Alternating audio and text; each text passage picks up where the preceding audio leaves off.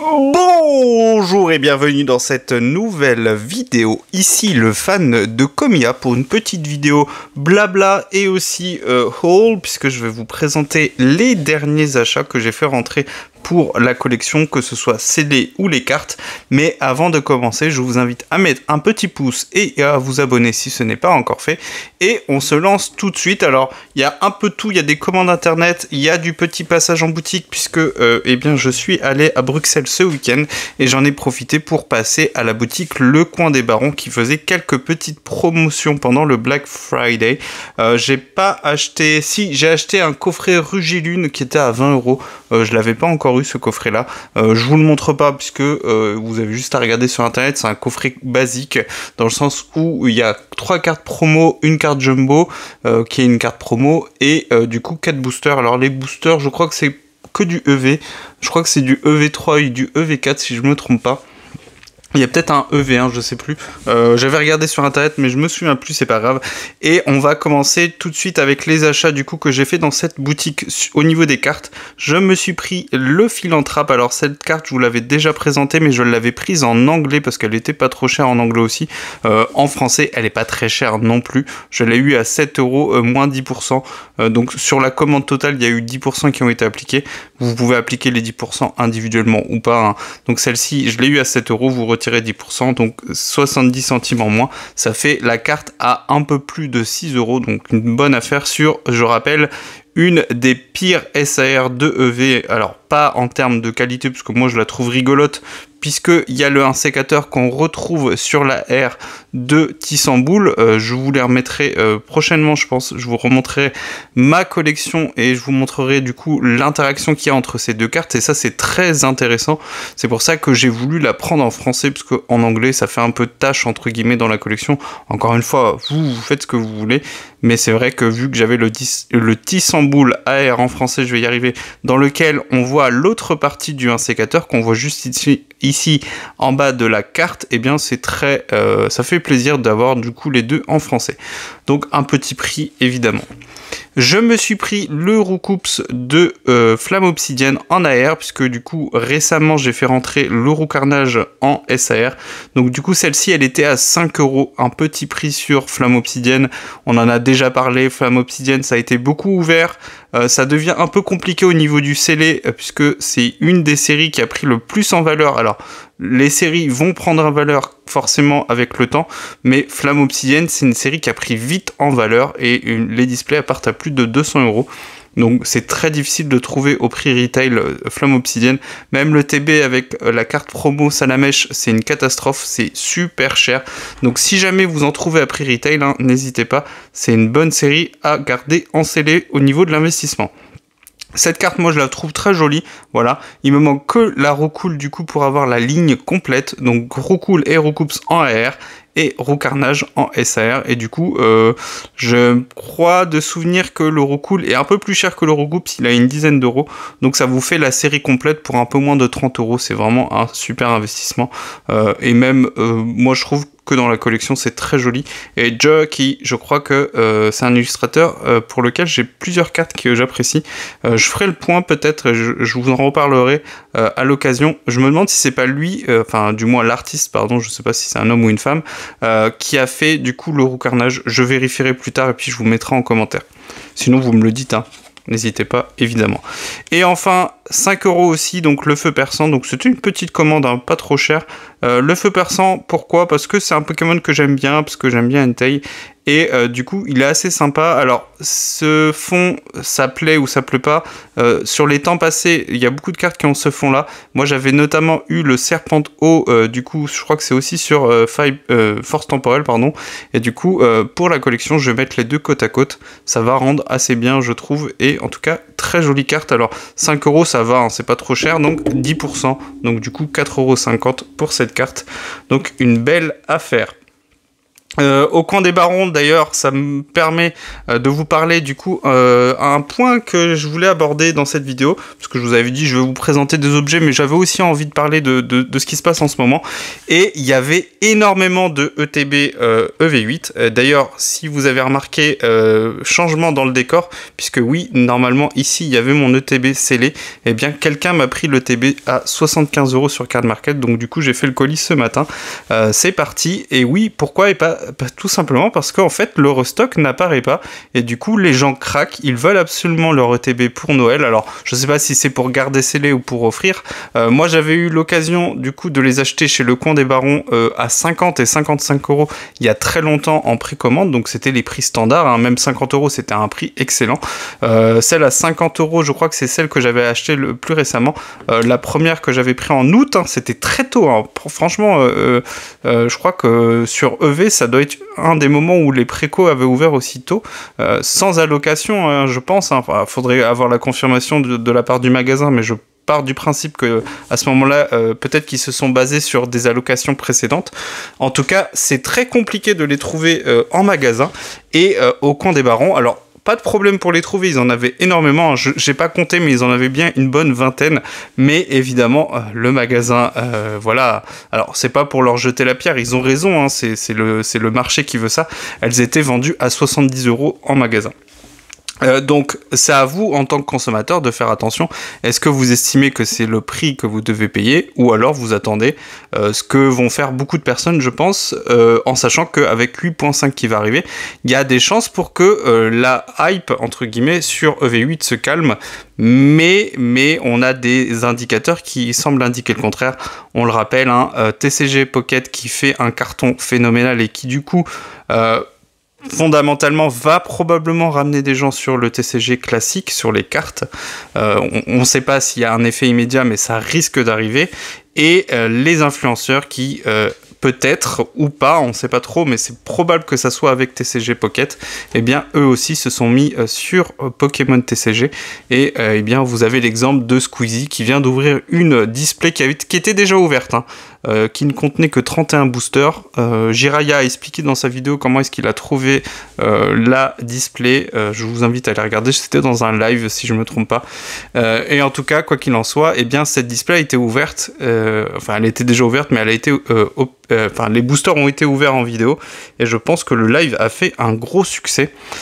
Et la transition est pas très bonne, mais c'est pas grave. Sur EV8, moi je me suis fait plaisir et je me suis pris le trioxydre X en SAR. Et eh bien l'avantage qu'on a sur cette série, c'est que là où le prix des cartes augmente pour beaucoup de modèles, eh bien celle-ci, il ne fait que baisser. Et celle-ci, tenez-vous bien, je l'ai eu pour 60 €. Et franchement, elle est vraiment très très belle. Elle est en bon état. Alors ça, je sais pas ce que c'est.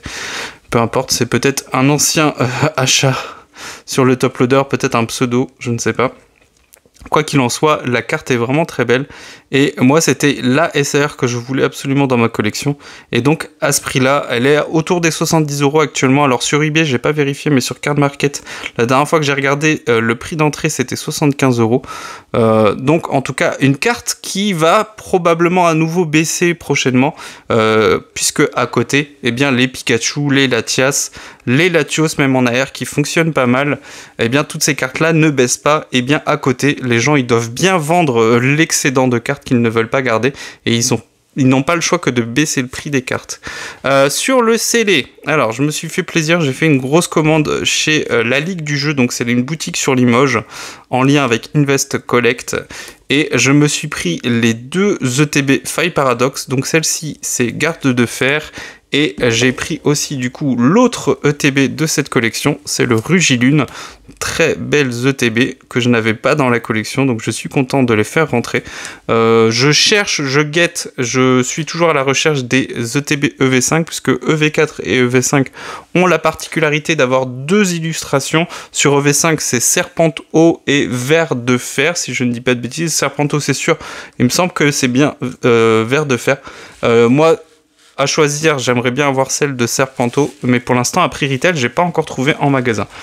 Et celles-ci, elles étaient en Black Friday. Alors, pour quelle raison, je ne sais pas. Franchement, EV4, c'est une série qui ne plaît pas, qui est boudé par les collectionneurs, qui est boudé par les gens qui ouvrent, et un peu à tort, hein, parce que quand on regarde la série, il y a vraiment de très très belles cartes, et en tout cas, eh bien, moi, ça ne me dérange pas que ça soit boudé, puisque du coup, j'ai pu avoir les ETB à 43 € pièce. Alors, 43,43 €, c'est très joli.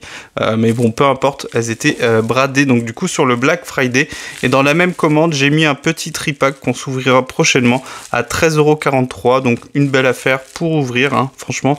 Pour garder, scellé, je crois que j'en ai déjà parlé dans une vidéo, mais les tripacks, je suis pas convaincu, puisqu'ils ont tendance à s'abîmer ici au niveau du haut. Et si on ne fait pas attention, si on ne les garde pas correctement, eh bien ça finit par s'abîmer. Alors après, vous pouvez toujours tomber sur quelqu'un qui veut bien vous le prendre même s'il est abîmé, mais vous aurez toujours des gens qui veulent les items en état impeccable, et du coup forcément vous pouvez pas faire votre vente. L'autre objet que j'ai pris sur cette même commande, hein, du coup toujours sur la ligue du jeu, c'est des top loaders. Alors pourquoi j'ai pris des top loaders? Parce que je pense que je vais faire un envoi à Collectora. J'ai déjà hésité.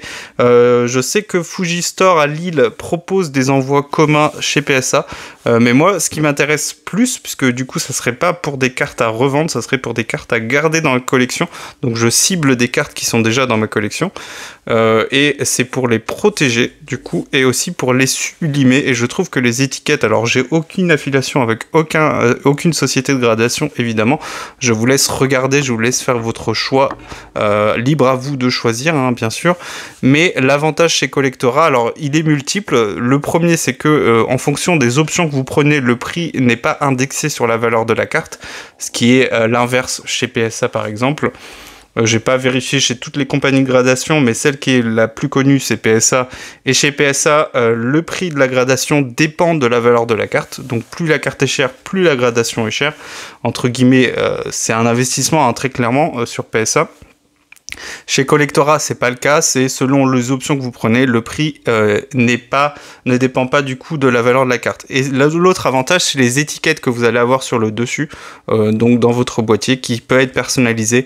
Et en général, vous allez avoir, alors pour les cartes les plus connues, il y a forcément une illustration qui correspond. Donc notamment, par exemple, pour le Magikarp, vous allez avoir une étiquette qui, entre guillemets, prolonge l'illustration de Kanda.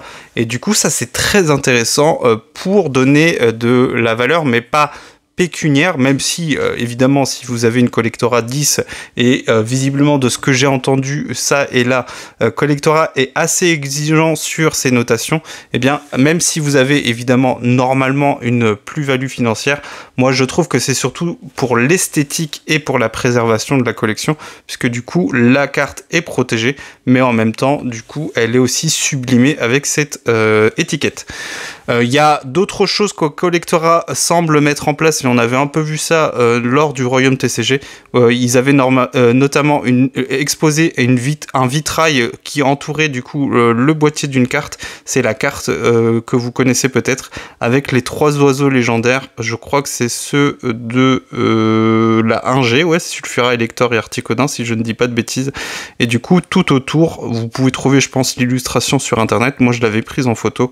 Et bien, tout autour, vous aviez du coup un contour. Ça faisait comme si c'était un tableau, puisque du coup, ça continuait la carte. Et c'est très joli. Alors ça, je pense que c'est un peu plus cher, évidemment. Mais en tout cas, c'est une piste à explorer si jamais vous voulez faire grader vos cartes. Dernière chose, j'ai passé une commande sur le site Ikaru Distribution. Ikaru Distribution, c'est le site de vente de import Poké et l'autre c'est Collector quelque chose, je sais plus, désolé, hein, je le mettrai en commentaire. En tout cas, c'est un distributeur qui est concentré sur le japonais. J'avais pris 2 displays japonaises lors du Royaume TCG. J'avais pris Wild Force et Crimson Haze. Elles sont quelque part autour de moi. Là, je vois Wild Force avec mes yeux. Et eh bien, j'ai craqué. Pourquoi? Je vais vous expliquer. J'ai pris une display 8.5, alors SV8A en japonais, et bien pour la simple et bonne raison que j'ai l'impression que en français ça va être la merde, tout simplement. Ça va être très compliqué d'obtenir des objets. Alors je pense que je vais pouvoir obtenir des objets, mais c'est plutôt que j'ai envie d'ouvrir en japonais. Déjà parce que dans une display japonaise, vous avez 10 boosters de 10 cartes, et à chaque booster, vous avez une carte secrète garantie. Alors, pas une secrète pas forcément une secrète, mais une carte rare garantie. Je crois que c'est minimum une X. C'est des boosters, vous savez, de séries spéciales comme Eevee Rose. Non, c'est la dernière, je crois, sur EB, c'était Vestar Universe, donc l'équivalent de Zenith Supreme. Donc c'est des formats plus petits, puisque c'est boîte de display classique, c'est 30 boosters de 5 cartes. Et donc du coup, sur SV8A, ça sera 10 boosters de 10 cartes, donc beaucoup moins de cartes. Donc c'est bien aussi parce que ça fait beaucoup moins de communes et de unco que sur... je peux vous montrer le bulk que j'ai sur... la display Paradise Dragona qu'on avait ouvert en vidéo. Donc voilà, des cartes que je ne saurais quoi faire. Bref, du coup c'est bien aussi de ce côté-là d'avoir moins de cartes. Et eh bien le japonais c'est toujours très plaisant à ouvrir puisqu'il y a des quotas.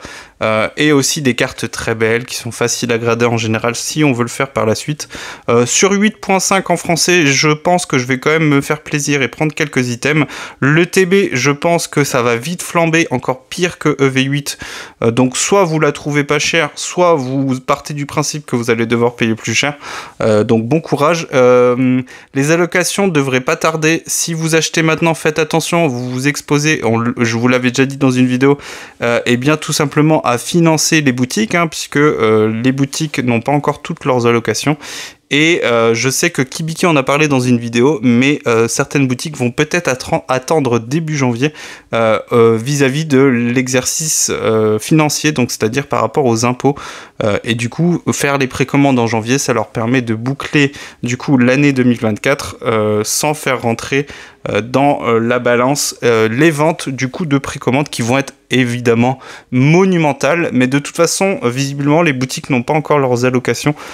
Donc si vous faites une précommande en français sur 8.5, faites attention, moi je vous invite à aller sur les sites sur lesquels vous êtes sûr, des sites que vous avez déjà testés, tout simplement parce que vous ne savez pas, les boutiques n'ont pas encore la certitude de savoir combien d'items ils vont recevoir.